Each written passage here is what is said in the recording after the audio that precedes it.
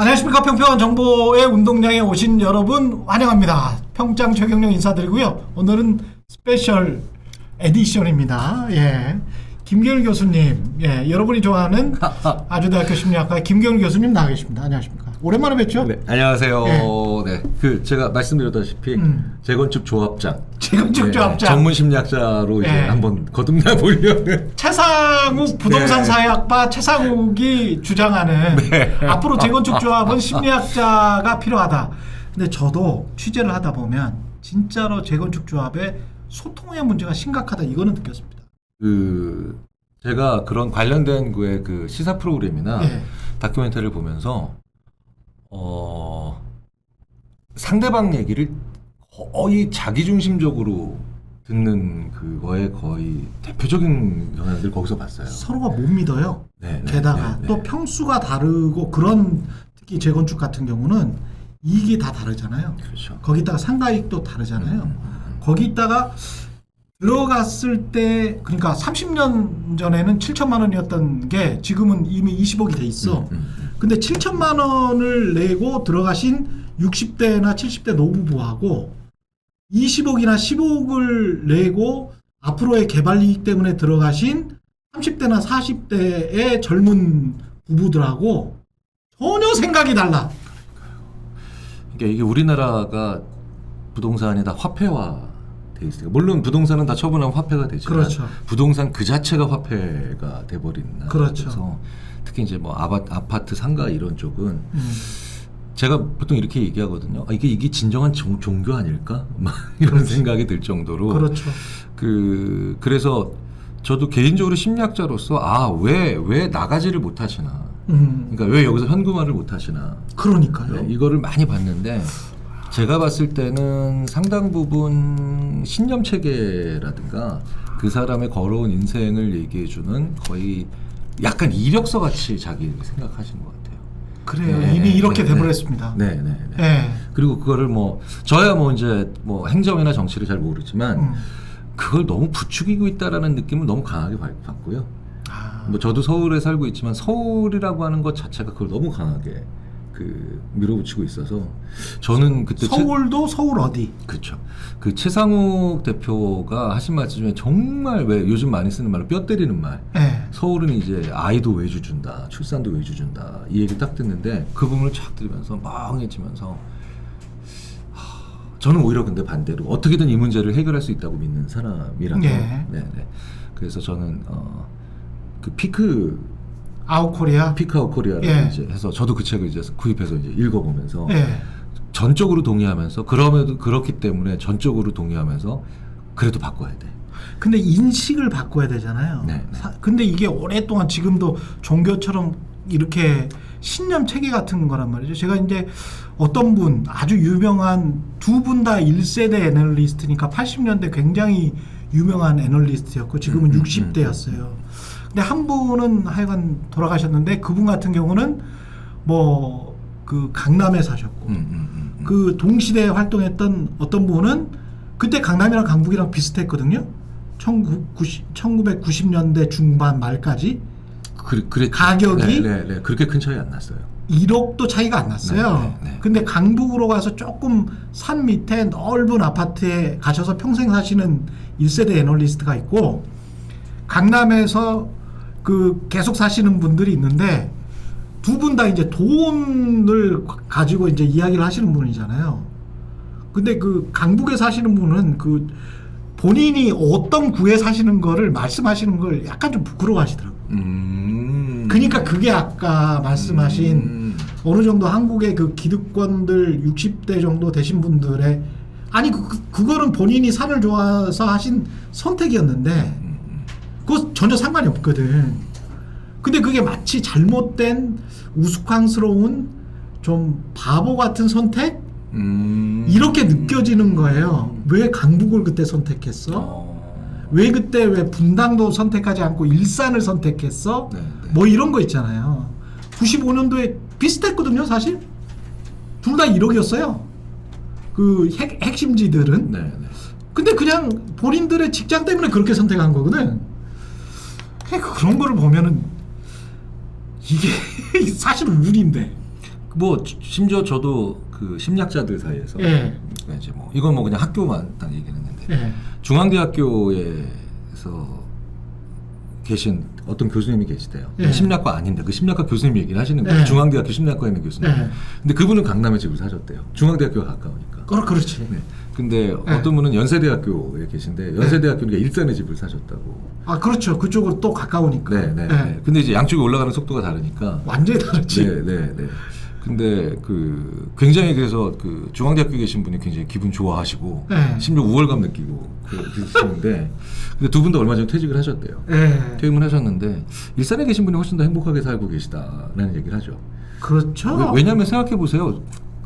그걸 괴테가 얘기했나? 네. 세상에서 제일 불행한 사람이 천국에 혼자 있는 부자라고 그렇죠. 하는데 그렇죠. 괴테가 이야기한 것 같습니다. 네. 강남이라고 하는 곳이 어떻게 사느냐에 따라 다르겠지만 강남이든 어디든 이제 친구가 아니면 지인이 아니면 가까운 혹은 늘 말씀드리지만 느슨한 연대감 만들 수 있는 네. 이런 걸 만드는 곳이 자기한테 맞는 게가 있고요. 그렇죠. 그걸 못 만드는 곳에 있으면은 오히려 외로운 부자들이 사는 곳이 제일 위험한 곳이 될 수가 있죠. 예. 그래서 자기한테 맞는 거 왜냐면 어차피 내가 100억을 벌든 2천억을 벌든 아니면 뭐 3천만 원을 가지고 있든 보통 제가 봤을 때 행복한 분들은 끝날 때 인생이 끝날 때 약간의 돈 남아 있을 정도. 그죠. 네, 그 다음에 행복하게 또 쓰신 분들. 예. 밥도 좀 사시고. 그렇죠. 사람들 만날 때. 예. 네. 그리고 인색하다는 소리 안 듣고. 그렇죠. 제가 한 30분 넘게 임종, 그러니까 왜 돌아가시는 순간에 가족이 아닌데 제가 심리학자니까 저 불러서 그런 경우도 있습니다. 네, 꽤 있어요. 아니 목회자도 아닌데. 네. 그러니까 이제 그런 너무 종교적인 쪽에 계신 분들은 정말 많이 하시지만 그냥 나는 김경일 교수랑 좀 얘기를 해보다가 그러니까 제가 뭐 한 2, 3일 내에 돌아가신 분, 또 그 당일 돌아가신 분까지 한 30분 정도 계신데 다 전원 제일 속상 물론 거기에는 제가 성함만 말씀드려도 다 알만한 분도 계시고 저처럼 평범한 분도 있는데 대부분 다 제일 속상해 하시는 게 그 사람한테 많이 못하고 잘못하고 못되게 군 거 속상해 하시면서 물론 저를 부르셨으니까 아마 그 정도의 생각은 하실 줄 있는 분들이 부르셨겠죠. 삶에 대해서 아무것도 끝없이 탐욕이라든가 아니면 고집이라든가 그렇죠. 아집으로 점철된 분들은 그런 생각 그런 생각은 안 하시겠죠. 네. 그리고 또 너무 여한이 많은 분들도 그러시겠지만 그렇죠. 그냥 저랑 얘기해보고 싶다라고 하시면서 가신 분들은 다 보통 보편적인 그 죽음의 그 마지막 삶을 떠나는 마지막 과정에서 참 그 사람한테 잘 못해준 거 제일 속상해하면서 돌아가셨거든요. 오늘 사실 교수님 엽죽고 나 모시고 하고 싶은 말들이 이런 거였어요. 그러니까 제가 이제 타이틀이 평평한 정보의 운동장이에요. 근데 제일 중요한 게 뭐가 정보지라는 게 이제 뉴스를 정의하는데 굉장히 중요하거든요. 뭐가 인포메이션이야? 라고 할 때 제가 이제 어렸을 때는 내가 발굴한 정보, 내가 발굴한 뉴스 이런 게 이제 뉴스고 정보다 이렇게 생각을 했는데 제가 이제 종교를 믿게 되면서 심리학이나 종교가 정보가 아니다라고 생각했거든요. 저는. 그냥 인식의 어떤 저 밑단에 있는 것에 관한 이야기들은 정보가 아니지 그건 이렇게 생각을 했는데 요즘 그냥 몇 년 됐습니다. 이런 생각이 곰곰이 생각을 해보니까 기본 데이터 값 같은 거예요. 디폴트 값 같은 게 그게 심리학이나 종교에서 사람들한테 가르쳐 줄 수 있는 정보구나. 인간은 어떻게 생겨 먹었다는 거를 기본 디폴트 값으로 알아야 되는구나. 그래야 자기 객관화도 가능하고 남들도 좀 알 수 있고 그래야 좀 관계도 좀 스무드하게 되고 그리고 그래야 좀 성공도 할 수 있고 뭐 행복할 수도 있고 평안할 수도 있고 그런 거 아닌가 그런 생각이 이제 들더라고요. 그런 디폴트 값에 관한 이야기를 지금 사회에서 하시는 거잖아요. 제가 하는 일이 그렇게 멋지게 또 표현이 될 수가 있군요. 예, 아니 그런 것 같아요 지금. 그 디폴트 값을 다양한 방식으로 부르잖아요. 예. 뭐 어떤 분들은 자기 삶의 철학이라고 부르는 그렇죠. 경우도 있고. 근데 저는 이제 인지심리학자들은 조금 더 그거보다는 철학은 뭐 아주 굉장히 좋은 뭔가 같지만 너무 커 보이니까 예. 저희들은 보통 그렇게 얘기합니다. 그러니까 여기서 저스티스로서의 정의 말고 데피니션. 그러니까 자기 삶에 대한 정의를 내릴 수 있는 사람. 그러니까 인간에 대한 정의, 자기 삶에 대한 정의, 부에 대한 정의, 이런 정의를 다양한. 그러니까 이 정의는 되게 재밌는 건 사전에서 정의를 찾아보면 매년 조금씩 변해요. 예. 그러니까 정의가 있기 때문에 변할 수 있는 거예요. 그렇죠. 네네. 그래서 정보도 마찬가지고요.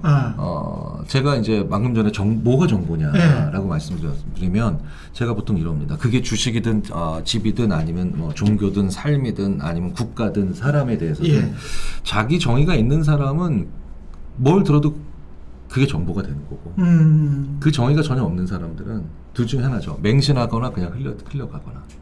그러네. 네네. 그러니까 이런 거 있잖아요.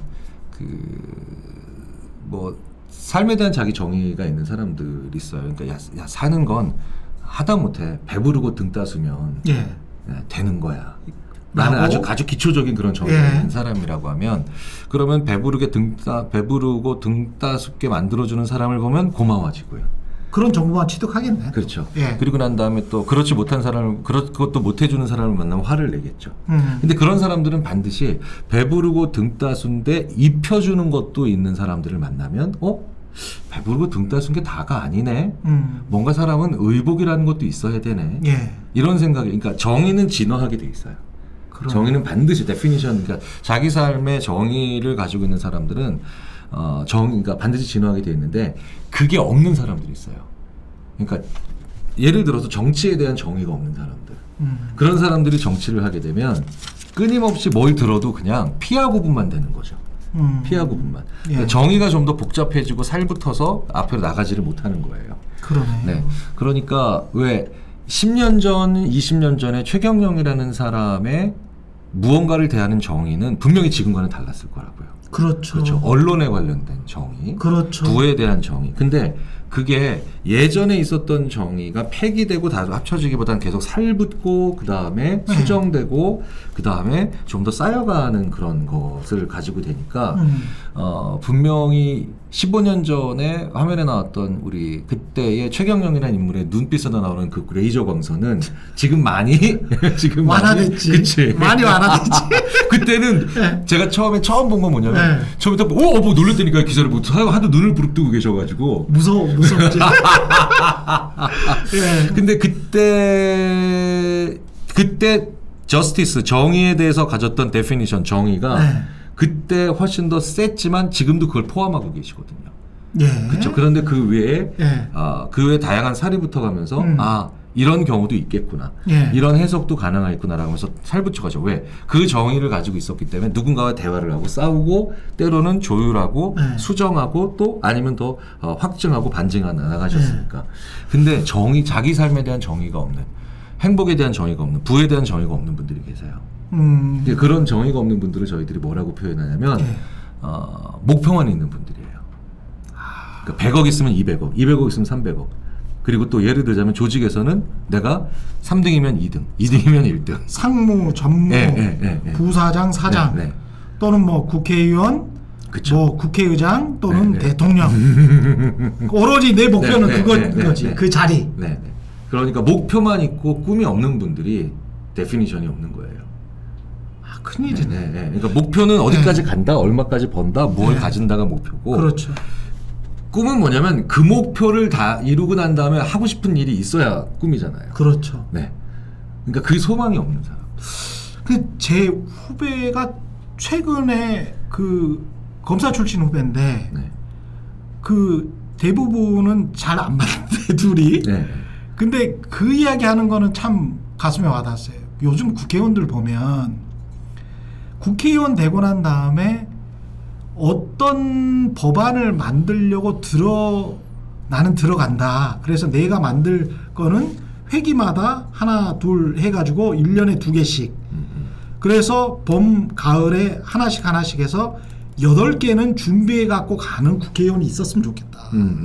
그게 그러니까 국회의원이라는 자리가 아니고 본인이 하고 싶은 변화시키고 싶은 또는 뭔가 개선시키고 싶은 우리 사회에 대한 모습이잖아요. 그 역할이잖아. 본인이 나는 요거 하고 싶어서 들어가. 근데 이제 그런 사람은 별로 안 보이고 나는 그 죄를 이겨먹기 위해서 죄를 타도하기 위해서 일단 내가 들어가면 뭐 어떻게 돼 이거밖에 안 보이면은 이게 나라가 이게 진척이 안 돼. 심지어는 이제 대통령도 그런 것 같으니까 그런 의심이 드니까 이 사람들이 지금 뭐 하고 있지 이런 생각은 좀 들더라고요. 왜냐면 우리가 뭘 해야 되고 뭘 안 하면 안 되는지만 배웠고 뭘 하고 싶은지를 물어보는 사람들을 많이 못 만났거든요. 그렇죠. 게다가 심지어 너 뭐 하고 싶어라고 하는 걸 우리는 직업으로 대답하는 그런 세상을 오랫동안 살았기 때문에 직업도 목표지 그러니까 내가 뭐 하고 내 소망이나 아니면 내가 하고 싶은 일을 하는 그 도구로서의 직업을 생각하는 게 아니라 그렇죠. 우리는 항상 직업도 최종적인 목표라고만 생각을 하면서 우리가 달려왔으니까 그렇죠. 되게 재밌는 건 하고 싶은 게 있는 사람은 어떻게든지 사물이나 아니면 대상이나 부를 봐도 자기가 정의를 내리려고 그래요. 왜냐하면 그렇게 정의 내려야만 이게 나한테 얼만큼 가치 있는 것인가를 판단할 수 있기 때문에. 그렇죠. 그런데 하고 싶은 게 없는 사람은 그 정의를 못 내리는 거예요. 사물에 대한 정의를 내릴 필요가 없죠. 목표만 있으니까. 자기 자신에 대한 정의를 내릴 필요도 없는 거네요. 그렇죠. 그러니까 왜 정의를 내리는 걸 좋아하는 사람은 단정적인 게 절대 아닙니다. 오히려 정의가 없는 사람이 단정적으로 살 수밖에 없거든요. 그러네요. 그래서 지금 우리 한국 사회에서 제일 큰 문제는 사람들이 하고 싶은 걸 못 하는 거예요. 자기가 하고 싶은 게 뭔지도 모르고 있고 하고 싶은 거에 대한 얘기도 잘 안 해요 이제. 근데 이제 뭐 예를 들어서 나는 있잖아 우리나라의 스타트업들 다 편하게 일하고 있고 소위 말하는 임대료 걱정 안 하고 일할 수 있는 그런 건물을 하나 크게 만들고 싶어. 그러니까 왜 그러냐면 젊은 애들이 잘 돼야지. 뭐 이런 정도의 꿈이 있으면 그런 기업가가 있다. 그러면 건물주가 될 만한 그렇죠. 좋은 목표, 건물주가 되는 그렇죠. 좋은 목표를 이루는 꿈이 있는 거죠. 저랑 친한 또 어떤 그 사업가 몇 명은 자립 준비하는 청년들 되게 어렵거든요. 우리나라는 이제 나가야 되잖아요. 그렇죠. 나가야 되죠. 물론 법이 조금씩 바뀌어지고는 있지만. 고아원에. 그렇죠. 근데 이제 18세에서 나가는. 그렇죠. 그러니까 자살률도 높지만 자살을 심각하게 생각해봤던 비율도 너무 높아요. 그 친구들이? 너무 높아요. 그러니까 근데 그분들이 그러니까 기댈 수 있는 데가 없으니까 기댈 수가 있는. 심지어는 너무 안타까운 건 옆에서 징후를 못 느끼고 있는데도 이제 30살까지 왔는데도 너무 지쳐서. 너무 지쳐서 막 60, 70, 80을 살아낸 사람들보다 너무 지쳐서 왜 홀로 모든 거냐 해왔기 때문에 그렇기 때문에 이제 완전히 탈진해서 먼저 갈게 미안해라고 하는 유서를 남기는 서글픈 경우를 많이 보거든요. 근데 또 그런 분들을 또 도와주기 위한 또 가치를 위해서 또 부를 이루고 있는 기업가들, 사업가들 또 몇 명 제주에 있어요. 그러니까 사람마다 타고난 측은지심이라는 게 있거든요. 타고난 연민과 타고난 그게 있어요. 근데 그 연민의 바탕으로 해서 자기가 하고 좋아하는 활동이 합쳐지면 그게 꿈이 만들어져요. 그래서 나는 많이 이뤄낼 거야. 그리고 뭐 명성도 얻을 거야. 그리고 많은 부도 가질 거야. 그리고 그거 가진 다음에 뭘 할 거야? 이 사람들과 공존하고 이 사람들을 도울 거야.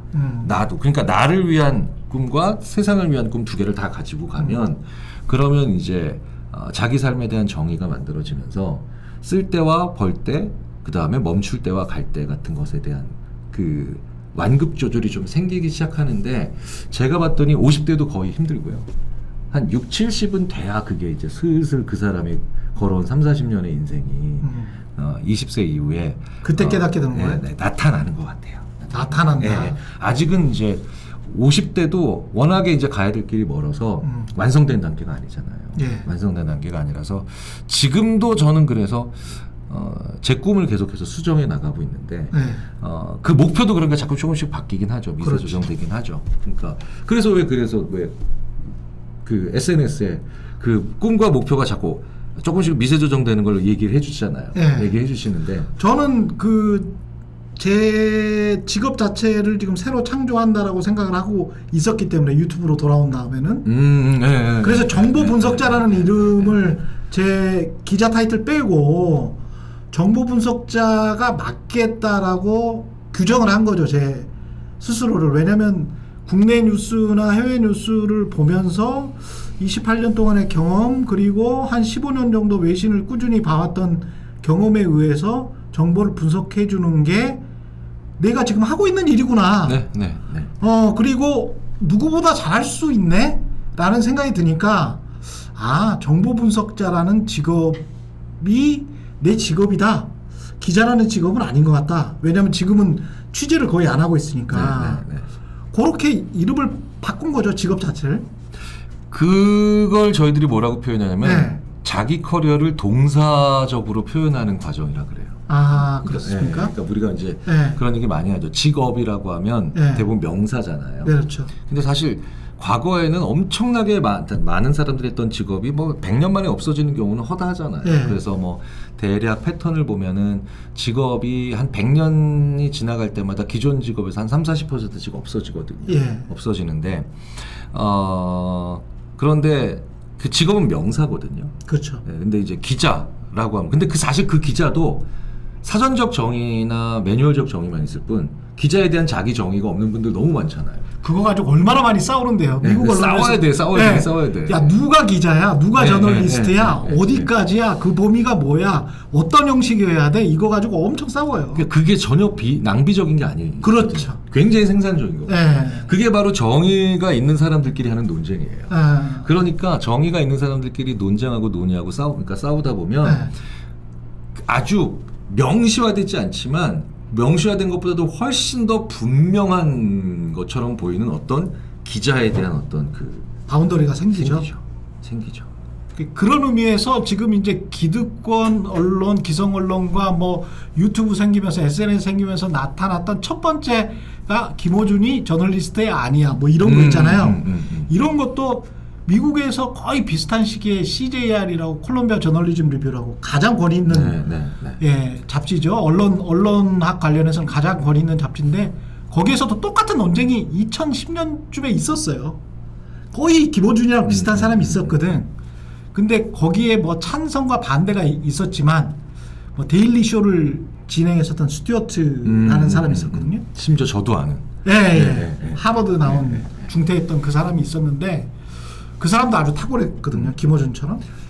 그러니까 저도 결국은 그 사람도 저널리스트로 뭐 지금 누구나 다 인정하는 거죠. 그래서 그런 과정을 거치면서 저널리즘에 대한 우리의 생각이 진일보하는 거고요. 그렇죠. 그리고 또 그래서 절대 안 되는 인정하면 안 되는 것에 대한 것도 더 잘 보이는 겁니다. 자연스럽게.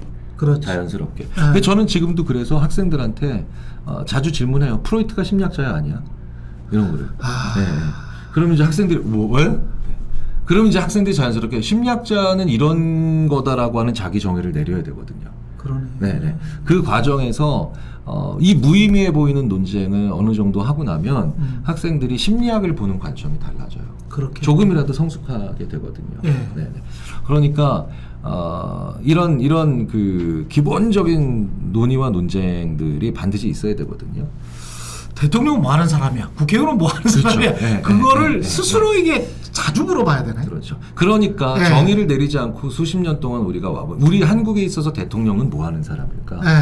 그러니까 이게 소위 말하는 그 사람의 직무를 국민적으로 정의 내려보는 논의를 안 하니까 그냥 권력에 대한 열거만 있는 거죠. 그렇죠. 그 사람에 대한 권한만 있는. 그렇죠. 그런 거를 이제 저는 뭐라고 표현하냐면 적재적소. 원래 적소적재해야 되거든요. 자리를 먼저 규정하고 이런 사람이 대통령이 돼야 되라는 생각을 가지고 그 다음에 적재, 인재를 찾아야 되는데. 그래야 되네. 그러니까 우리는 적재적소라고 해서 인재가 뭔가 있어. 인재라고 쫙 떠올리고 난 다음에 네. 그 다음에 그러니까 걔를 아무데나 그 사람 아무데나 넣어도 다 될 수 있을 거라고. 이거 기업에서 정말 많이 일어나는 문제거든요. 말도 안 된다. 네, 생각해보면 그렇죠. 말도 안 된다. 그러니까 우리 한국에 네. 있어서 대통령이 무엇인지 정의 내려본 적 있냐는 거예요. 그리고 정의에 대한 논의를 해본 적 있냐는 거예요. 그리고 이런 거네. 그러니까 삼성전자에서 이렇게는 안 쓰겠지만 저 사람 말이야 스탠포드 나왔으니까 저 전무시켜 이거하고 똑같은 거네. 그렇죠. 그러니까 그걸 지금 우리가 지금도 하고 있는 거예요. 기업에서는 예전에 이제 끝난 네. 일을 네. 하지 않는 일. 웬만한 기량이 되는 선두권 기업에서는 그런 거 안 하거든요. 안 하거든요. 이제는 직무를 굉장히 치열하게 정의 내려보거든요. 맞습니다. 그러면서도 여전히 우리가 적소적절을 못했구나. 네. 적재적소의 환상에 빠져서 적소적재를 못했구나 라고 지금도 반성을 하고 있는데 맞아요. 우리는 굉장히 많은 분야에서 저는 친기업 반기업 이런 뜻으로 드리는 게 아니라 아무래도 기업은 생존에 달려 있으니까 좀 더 앞서갈 수밖에 맞아요. 없었잖아요. 네. 더 탐욕적일 수도 있겠지만 네. 앞서갈 수밖에 없잖아요. 생존해야 되니까. 그러니까 그 과정에서 자연스럽게 치열한 고민이 바로 뭐냐 정의 내리는 거였거든요. 게다가 이제 선진국 기업들 반열에 올라가기 시작하면서 이제 베낄 데도 없으니까 그러네. 벤치마킹이란 말이 없어졌잖아요. 그러네. 네, 벤치마킹이란 말이 거의 기업에서 사라졌다는 건 더 혼란스러우니까 끊임없이 이건 뭐지? 우리한테 부사장이란 뭐야? 우리한테 전문은 뭐야? 그러니까 이걸 끊임없이 고민하는 기업들이 지금 그래서 올라가고 있고 그러네요. 네, 그걸 하지 않은 기업들은 또 말이 떨어지고 있거든요. 생각해보니까 그러네. 그러니까 우리 삶도 마찬가지라는 거죠. 우리 삶도. 근데 오히려 공적 조직이 이상한 타이틀 아까 말씀하신 그냥 목표 지향적 인간들에 의해서 그 타이틀에 집착하는 사람들이 뭐랄까 트로피 따듯이 그렇죠. 갖는 자리 이런 걸로 인식이 돼버린 거네요.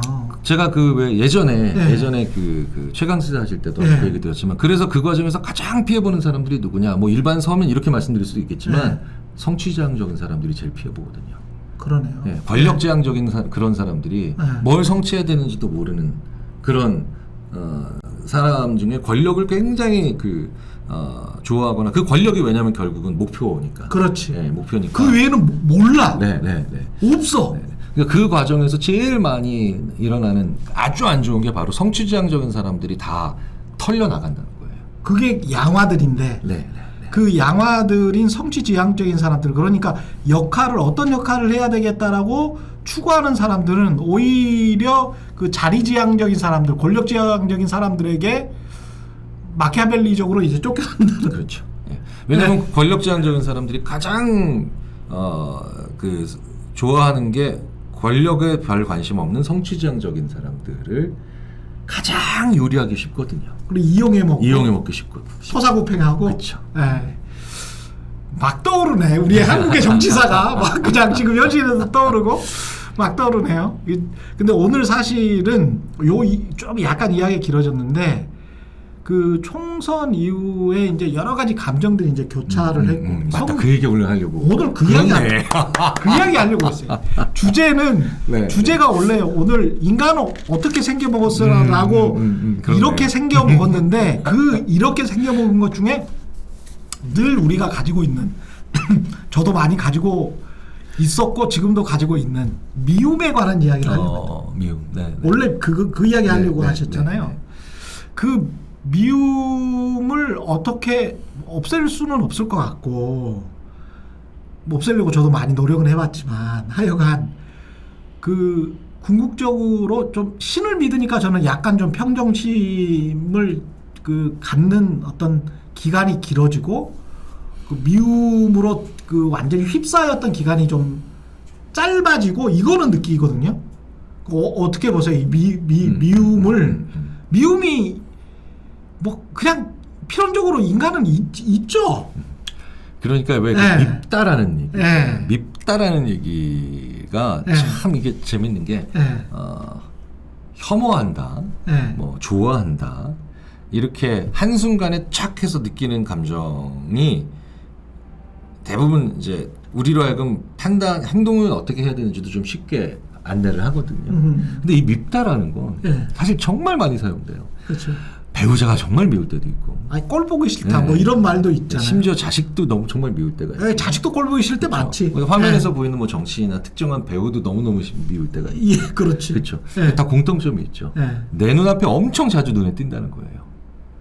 아, 그렇구나. 그렇죠. 파푸아 뉴기니를 미워할 수는 없어요. 그러네. 그렇죠. 제 주위에 먼 곳에 있는 것을 미워할 수 있는 사람은 거의 없죠. 그러네요. 그러니까 자주 보기 때문에 그래요. 그러니까 한국에서 이 밉다라고 하는 거라는 감정이 유난히 많이 사용되는 것도 바로 뭐냐면 한국 사회가 자주 부딪히는 사회라 그렇거든요. 그러니까 왜 예전에 이런 사회심리학자가 이런 재밌는 너 제일 미워했던 고등학교 동창 써봐라라고 했는데 제일 미워했던이라고 과거형이라고 물어봤잖아요. 근데 여전히 굉장히 많은 한국인들은 지금도 미운 거야. 왜? 잊을만 하면 자꾸 눈에 띄니까. 근데 사실 외국 같은 경우는 특히 땅덩어리 큰 나라 같은 경우는 고등학교 졸업하면 아주 친한 소수의 사람들 빼놓고는 네. 대부분 고등학교 졸업하고 다 뿔뿔이 흩어지기 때문에 거의 못 만나잖아요. 네. 그러니까 무슨 얘기냐면 한국 사회는 내가 좋아하든 싫어하든 뭐 혐오하든 아니면 굉장히 사랑하든 끊임없이 그 사람을 봐야 된다는 거예요. 게다가 이 연결성도 좋지만 훨씬 더 적은 면적에 많은 사람들이 그러니까 이렇게 모여 살지. 응축돼서 살고 있고 예. 게다가 네트워크상에서 얘기들도 훨씬 더 빨리 퍼지고 네트워크도 짧잖아요. 우리는 한 두세 단계밖에 안 되잖아요. 그러니까 다 우리는 계속해서 끊임없이 그 사람한테 내가 노출되고 나한테 그 사람도 노출되니까 밉다라고 하는 감정이 그러니까 이런 거예요. 제가 얼마 전에 어떤 분한테 난 진짜 TV에서 쟤만 보면 너무 미워서 죽겠다고. 자기가 싫어하는 정당의 정치이니까 저 이게 왜 이렇게 많이 나오냐고. 근데 사실 그분이 지지하고 좋아하는 정치인도 또 어느 쪽에서 그렇게 미울 거거든요. 그렇지. 네. 그렇지. 매일매일 나오잖아요. 그렇지. 매일매일 나오잖아요. 그러면 그 밉다는 감정은 한국 사람들에게는 더더욱이나 그러니까 아주 나쁘게 말하면 만성화되어 있지만 좋게 좋은 표현은 아니죠. 어찌 보면은 뗄래야 뗄 수 없는 감정이죠. 뗄래야 뗄 수 없다. 그러니까 미운 감정이 참 미워요. 미운 감정이 저는 누가 너무 미울 때마다 진짜 밉다 미워. 그래서 누가 걔가 아니면 아니 내 밉다는 감정이 미워라고 얘기를 먼저 할 정도로 우리에게는 뗄래야 뗄 수 없는 감정이에요. 그러면 이거는 이렇게 연결돼 있고 이렇게 네트워크가 아주 뭐 한치 건너 두치 뭐 두세 단계만 지나면 우리는 다 안다고 하잖아요. 네네. 그 정도로 거의 시족 사회까지는 아니지만 그 정도로 가까운 사회인데 그리고 모여 살고 그리고 엇비슷하고 발전 속도도 굉장히 빨라가지고 저 집 원래 뭐 50년 전에는 뭐 했는데 지금 집 좀 잘 산다고 지금 으스대고 있는 거야. 인정하기도 힘들고 뭐 200년 300년 된 그런 가문들도 별로 없고 그러니까 서로가 서로를 인정도 또 잘 안 해. 그러면 어떻게 해야 되지? 약간 좀 떨어져 살아야 되나? 어떻게 해야 돼요? 서양식 해결 방안 중에 하나죠. 아니, 네. 서양식이라고 표현하는 건 좀 그렇지만 네. 어쨌든 서양 철학에서 온 우리 서양 심리학에서 온 네.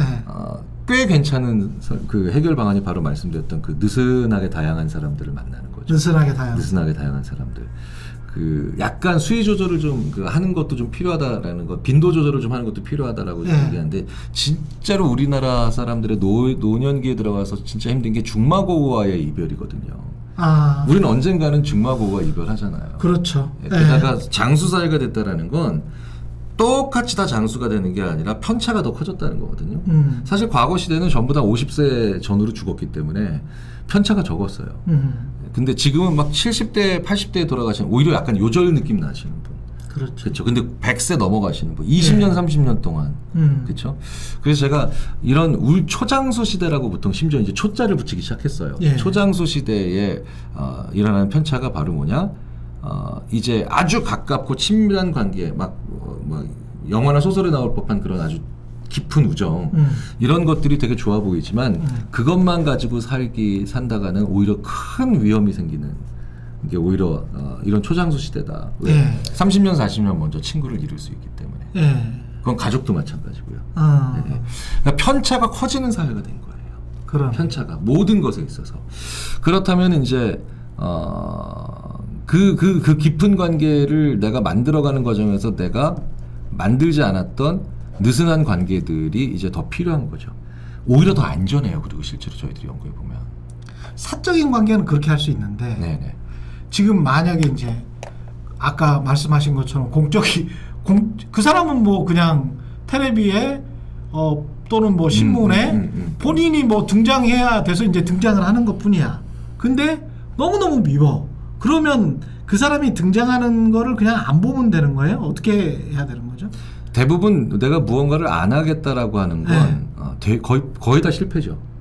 그러니까 그게 그 유명한 이제 흰곰 효과가 오늘 지금부터 흰곰을 떠올리지 마세요라고 하면 계속 흰곰만 보이잖아요. 그러니까 덮어 씌운다는 개념으로 가셔야 돼요. 내가 다른 걸 해야 돼요. 정치 외에 만약 정치에서 미운 사람이 있다면 정치 외에 다른 걸 좀 해야 되죠.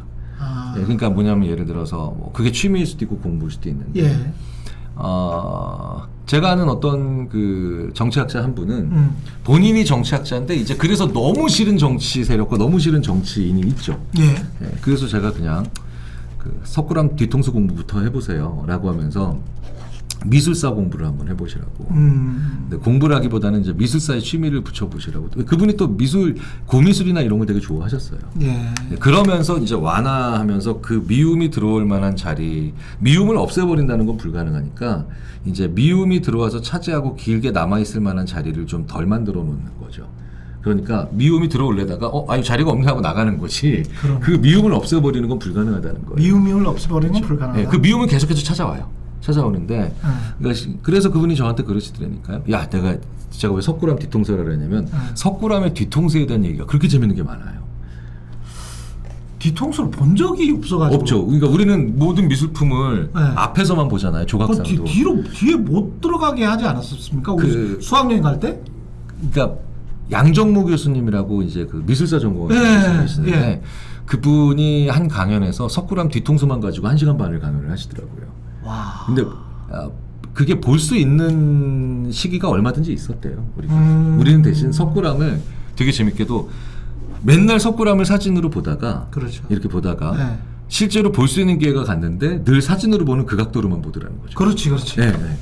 근데 그건 다비드상도 마찬가지래요. 근데 거기서 석굴암 뒤통수는 어떻게 생겼나 보는 거. 다비드상도 보니까 늘 사진 속에서 본 그거보다 뒤로 가면서 옆으로 한번 보는 거. 그런 사람들이 몇 명 있어요.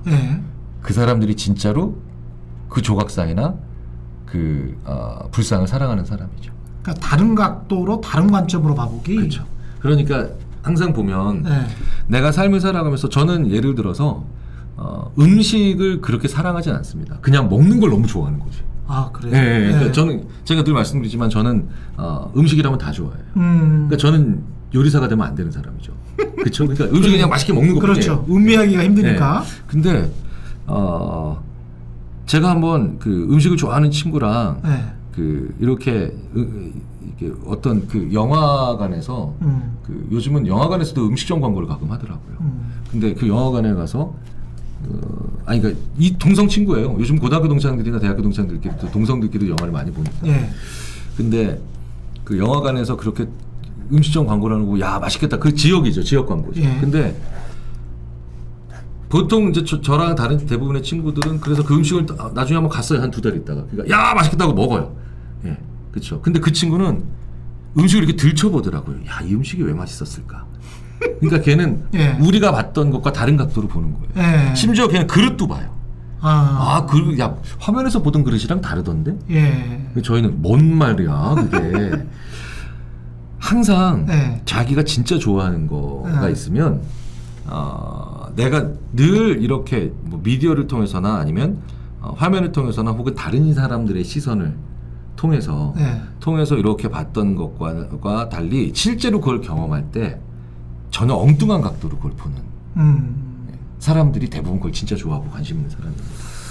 그래서 그 석굴암 뒤통수 얘기가 왜 나왔냐면 자기는 태어나서 석굴암 뒤통수 강연이 그렇게 얘기가 그렇게 재밌고 흥미진진한 스토리가 있을지 몰랐다 얘기를 하는 거예요.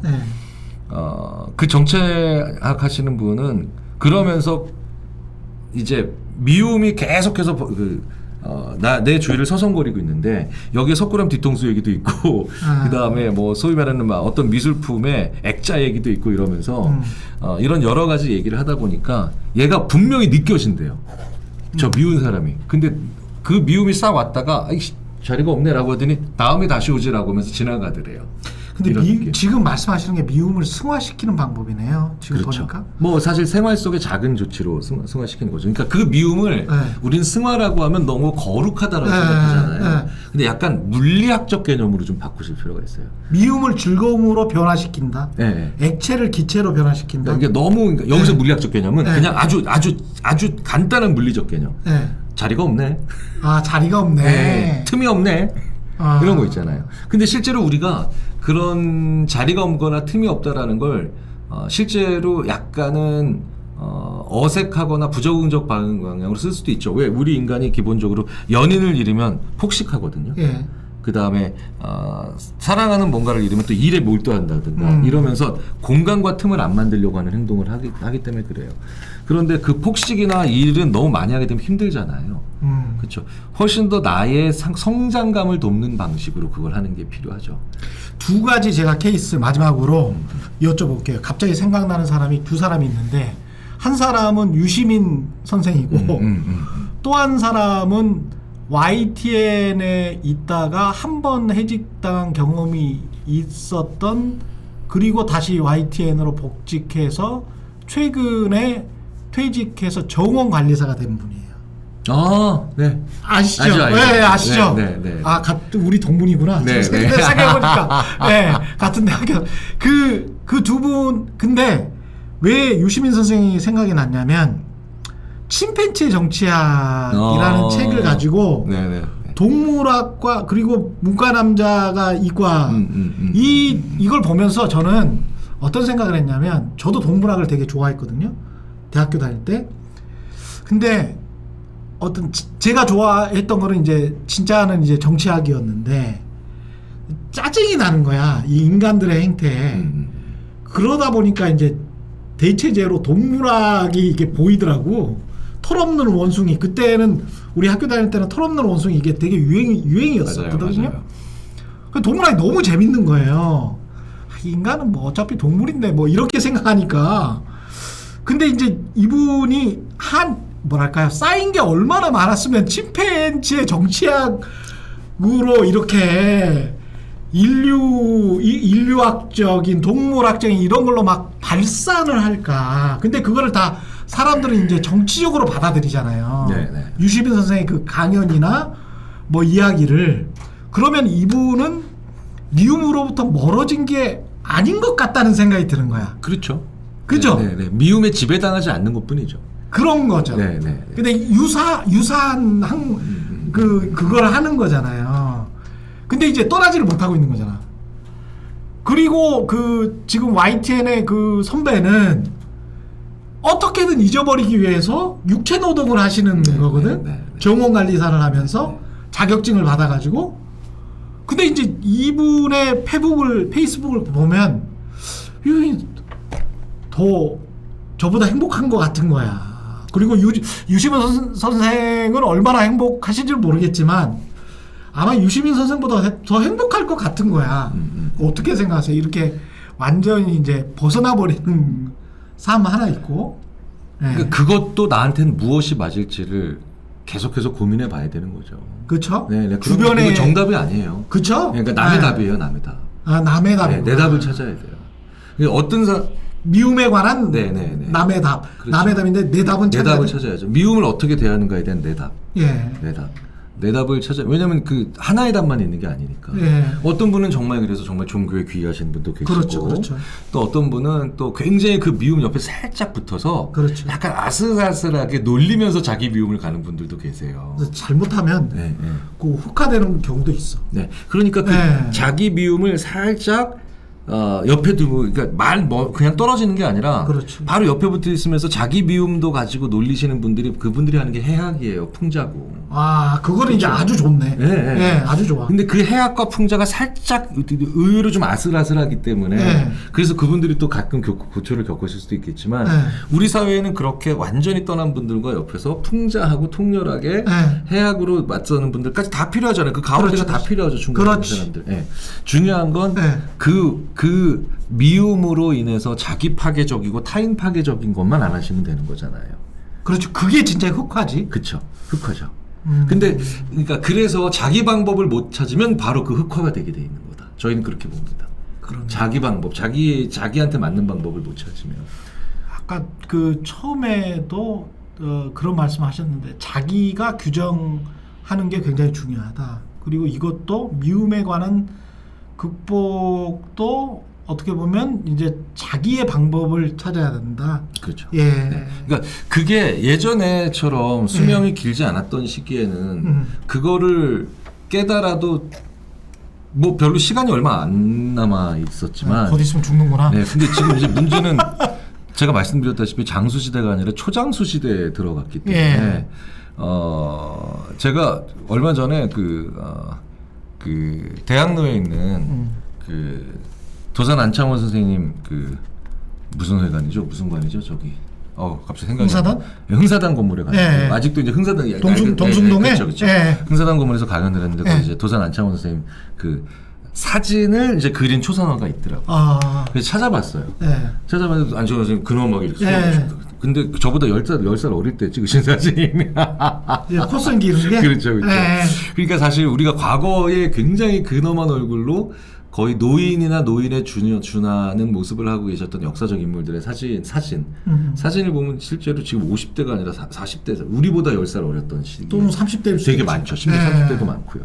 그러니까 그만큼 우리가 오래 살 거라는 걸 보여주는 증거이기도 한데, 물론 외모만 그걸 결정하는 건 아니지만, 이제는 오래 살기 때문에 진짜 내 방법을 찾아야 돼요.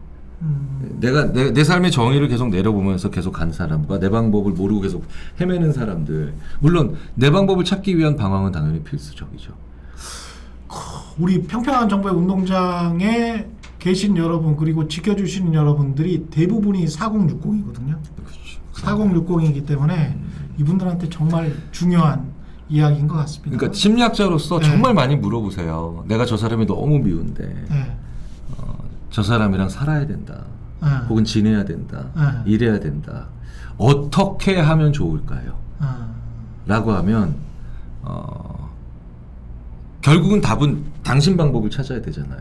그럼 나를 알아야 되잖아요. 그렇지. 그렇죠. 그러니까 나를 아는 거예요. 그러니까 그래서 엉뚱하게도 자꾸 왜 그런 분들한테 제가 어떤 스타일이세요? 어떤 분이세요? 그러니까 그 사람이랑 잘 지내면 어떻게 되는 걸 물어보는데 자꾸 내 얘기를 물어보냐고. 네. 근데 그런 걸 끊임없이 심리학자들이 특히 아주 전문적인 상담 심리 하시는 분들은 상담가들은 자꾸 그 사람을 물어본다. 당사자를 물어본다고. 미워하는 대상이 아니라. 그게 바로 뭐냐? 나를 알아야 되거든요. 그래야 찾을 수 있군요. 네. 진정한 원인을. 그러니까 어떤 직업이 좋아요? 라고 하면 예를 들어서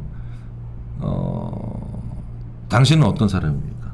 당신은 뭘 좋아하고 뭘 싫어하고 뭐에 대해 연민 가지면 뭐에 대해서 뿌듯한 걸 느끼고 뭐 이런 걸 쫙 다 물어봐야 되잖아요. 그런 걸 모르는 상태로 어떤 직업이 얼마나 돈을 많이 벌고 얼마나 오래 일할 수 있는가가 딱 두 가지 가지고 일을 직업을 찾는 것도 되게 우스운 거죠. 그렇지. 그러니까 실제로 그렇게 레드오션이라고 하는 그렇게 다망에 들어간다라고 하는 치킨집을 기업의 부장으로 있다가 딱 퇴임하시자마자 진짜 야 너는 그냥 좀 있으면은 야 그냥 애국가에도 나오겠다. 치킨집 하지 말라는 건. 그러니까. 그렇죠. 이렇게 나오는데도 근데 다 해. 다 하죠. 근데 그 치킨집을 차렸는데도 성공하는 분들이 있죠. 그분들은 자기를 아는 분들이에요. 자기를 아는 분들이에요. 사람을 만나는 게 너무 재밌고 심지어는 밤에 만나야 이렇게 좋아하는 분이 계세요. 그리고 배달 가는 것도 즐거운 분들이 계세요. 그러네. 그러니까 내가 누군지를 알아야 되는데 그런 게 뭐냐면 대부분 자기를 아까도 말씀드렸죠. 동사적으로 자기를 표현해야 돼요. 생각해보니까 MBC 사장이었던 박성재 사장님이 음악 카페 만들었잖아요. 그럼 본인이 음악을 좋아하거든. 그러니까요. 본인이 스피커 좋아해. 그러니까 그냥 만든 거야. 술 좋아하고. 음악을 듣는 걸 좋아하는 분. 네, 그리고 사람 만나서 술 먹는 거 좋아하고. 그렇죠. 그러니까 이제 제가 느끼는 최경영이라는 인물은 중재자보다는 분석가에 가까워요. 그렇습니다. 그러니까 어떤 사람을 만났을 때 굉장히 공평하고 공정하게 이걸 진행하고 싶지만 기본적으로 그 사람이 힘들어하는 수준까지, 그런데 이건 이런 거 아니냐 분석을 하니까 상대방이 그래서 화를 내시더라고. 게다가 저 같은 경우는 이제 이미 분석이 끝난 경우가 많기 때문에 이미 분석이 끝나서 그 다음 질문을 하는데 이제 그분들이 대강 그 다음 질문의 의도를 알고 있기 때문에 그렇기 때문에 화를 내시는 거죠. 그러니까 제가 예전에 다른 분들한테 그래서 그 얘기를 들었나 봐요. 그러니까 이제 그 주위에 있는 다른 동료 기자님한테 기자님들이 최경영 기자 시절에 그 친구는 그냥 안 넘어가. 그게 바로 분석을 하는 사람들이 하는 다음 행위예요. 그렇죠. 아직 그러니까 질문이나 안 끝났고 그 다음에 풀어야 될 게 남은 거죠. 분석 안 하는 저 같은 사람은요. 전 분석을 잘 안 하거든요. 그러니까 잘 넘어가요. 그럴 수 있죠. 분석을 하는, 그러니까 분석한다라는 동사가 있는 사람들한테 그러니까 그냥 넘어간다는 것 자체가 다음 동사로 성립이 안 되죠. 그래서 애널리스트랑 잘 맞을 수도 있겠다. 그렇죠. 근데 이게 보면 근데 자기 그 20년 30년의 명사화된 직업을 거치면서 자기 동사를 말로 하는 사람, 자기 동사가 느껴지게 하는 사람들이 있어요. 그래서 그런 사람들은 나중에 다른 사람들한테 어떤 식으로 그 얘기를 듣냐면, 그 친구는 말이야 어딜 가든 빈 곳간을 잘 채워넣는 사람이야. 이게 동사적으로 자기 커리어를 설명하는 사람이에요. 그래서 어떤 정보가 가도 최경영이라는 인물은 어떤 정보가 와도 처음 보는 현상이라도 분석을 해. 그러니까 쪼갠다는 거죠. 분류하는 거죠. 분류하는 거죠. 그런 자기 인생을 동사적으로 좀 한번, 그러니까 항상 이력서 받으면 다 이렇게 다 있어. 명사로 돼 있어. 우리나라 사람 이력서는 다 명사예요. 맞아. 그러니까 그게 직업 이름을 다 써놓고 직책 이름을 써놨죠. 그렇죠. 그렇죠. 근데 보면 지겨워. 명사를 보면 지겹거든. 그렇죠. 단정 내려지고. 근데 이게 자기 그 20년 30년 동안 해왔던 일을 동사적으로 설명하는 사람이 있어요. 그렇죠. 제가 그때 할 때도 이렇게 분석했고요. 이렇게 어디 갔을 때는 이렇게 분석했고요. 심지어는 그때 되게 미움 받아가지고 잠시 쫓겨났을 때는 이렇게 분석했고요. 이거 취준생들이 꼭 들으셔도 좋겠다. 금방 이 말 같은 경우는 취준생들이 꼭 들으셔야 되는 말입니다. 그러니까요. 자기를 그러니까 그게 자기가 뭘 잘하는가를 보여주는, 자기는 어떤 사람인가를 보여주는 거거든요. 그렇죠. 그런데 다시 연결해 보면 그래서 목표는 명사고 꿈은 동사죠. 그렇죠. 그러니까 동사가 없는 사람들은 그러니까 끊임없이 명사 숫자화된 걸 고집을 부리면서 그걸 원칙이라고. 게다가 한국 사회는 토익 몇 점 요것만 본다라고 생각하는 그 아주 뿌리 깊은 안 좋은 인식이 있거든요. 그리고 아직도 그거를 고집하고 있는 기업들이 좀 있고 1차, 2차에서는 그걸 계속 고집을 해. 그리고 이제 정작 3차에 가서는 저도 면접이요 몇 번 해봤는데 그때는 진짜 동사만 보거든요. 써놓은 것에 나는 무슨 뭐를 하면서 사실은 사람들과 어떻게 해가지고 어떤 문제를 어떻게 해결했어요. 아니면은 소통시켰어요. 뭐 이런 거를 보거든요. 면접위원들이.